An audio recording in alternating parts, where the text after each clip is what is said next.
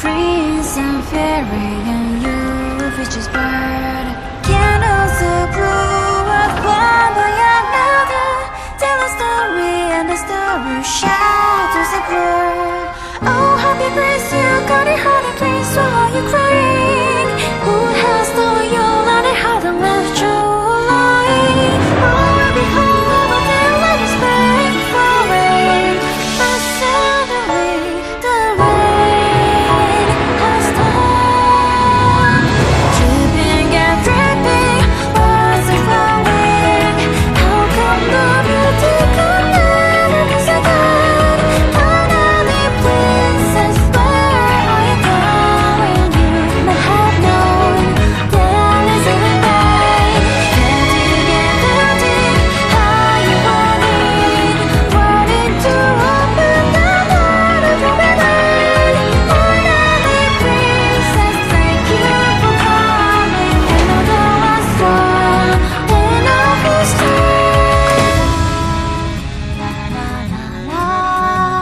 it's my turn now, you're ready from now, my game starts.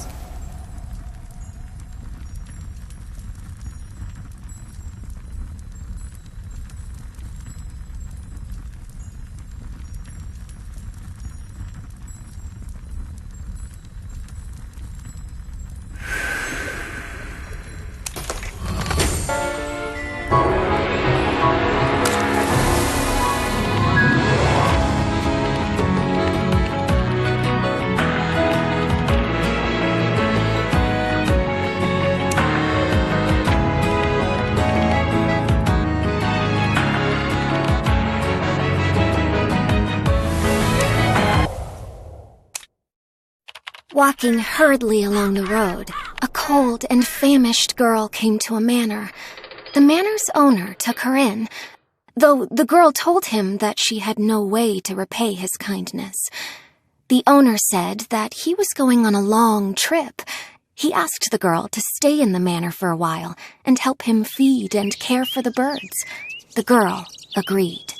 There were many bird cages of different sizes in the manor, housing all kinds of birds, and a mysterious golden cage covered with black gauze. The manor's owner told her that it was a special bird and that it would not get hungry as long as it was kept in the dark. He said he would feed it himself upon returning, and that the girl should never open the cage.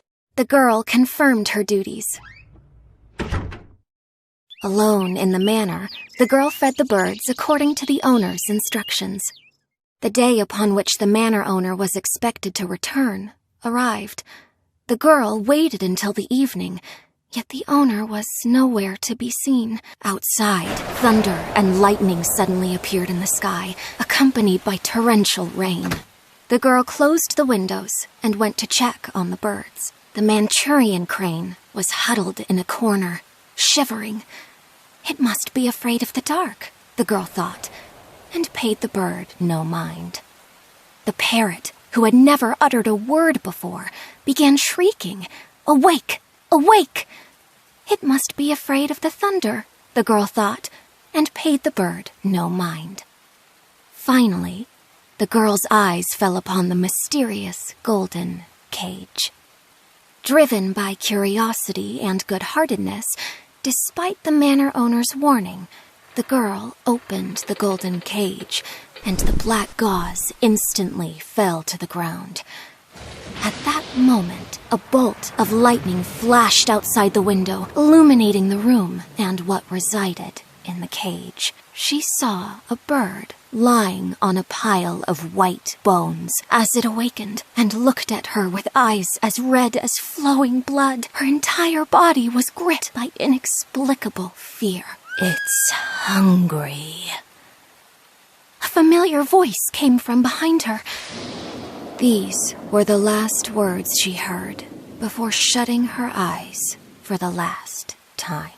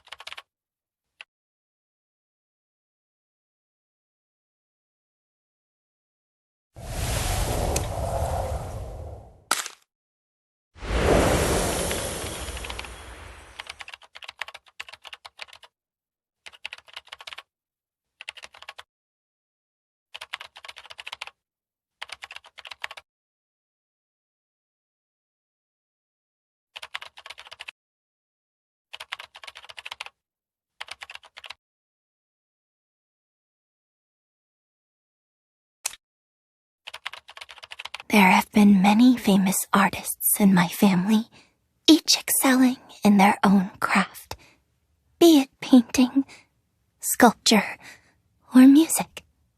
But this natural talent seems to have skipped my father's generation. He became a famous art dealer. When I went in there as a child, I remember that one of these exquisite works caught my attention. It was a white doll, and my father found it among the estate of a sculptor who had committed suicide not long ago. Oddly, it appeared almost new. I later left home to study, along with the girl my family had adopted. I asked my father if I could take the doll, but he gave it to the girl instead, simply because she exhibited some artistic talent. Well, maybe more than so. Later, the girl eloped with her lover and left the doll behind. The doll was finally mine, but it was now in tatters. One rainy night, my father received word that the girl had died. Her creativity seemed to have fallen through her fingers, and her income could not support her extravagant lifestyle of a great artist. Deep in debt, she died in poverty. I was so sad that I cried and fell asleep with the doll in my arms. When I woke up the next morning, I found that the ragged doll was now as good as new, as if it had been given new life.